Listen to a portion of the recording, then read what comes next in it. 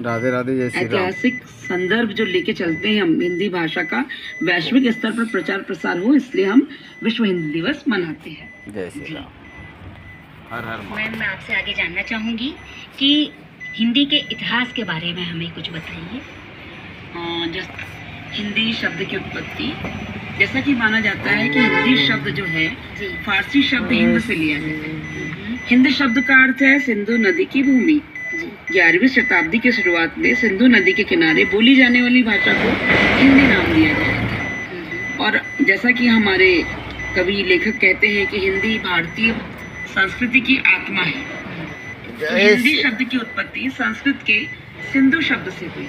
वहाँ के लोग इसे हिंदू और इंडस कहा जाता था। सिंधु नदी के किनारे रहते थे, उषा का उच्चारण हाँ करते थे। इस तरह से सिंधु से हिंदू शब्द बना और हिंदू से हिंदी शब्द बना। वाह भाई वाह। मैम, जय श्री राम। हिंदी हमारी मातृभाषा है, मातृभाषा। फिर भी इसे राजभाषा का दर्जा दिया गया है, राष्ट्रभाषा का नहीं। तो इस विषय में आप क्या कहेंगी? बहुत ही तार्किक सवाल है ये। हमारे युवाओं के मन में भी आता है कि आखिर क्यों हिंदी को राष्ट्रभाषा का दर्जा नहीं दिया गया। लेकिन जब आपको इसका कारण पता चलेगा तो आपके मन में जो उलझन है वो शायद कम होगी। क्योंकि भारत क्या है, एक विविधतापूर्ण देश है जहाँ पर हर इलाके में आप चले जाइए, थोड़ी थोड़ी दूरी पर अलग अलग भाषाएं बोलियां बोली जाती हैं। तो किसी एक भाषा को राष्ट्रभाषा का दर्जा देना हमारे नेताओं ने उचित नहीं समझा।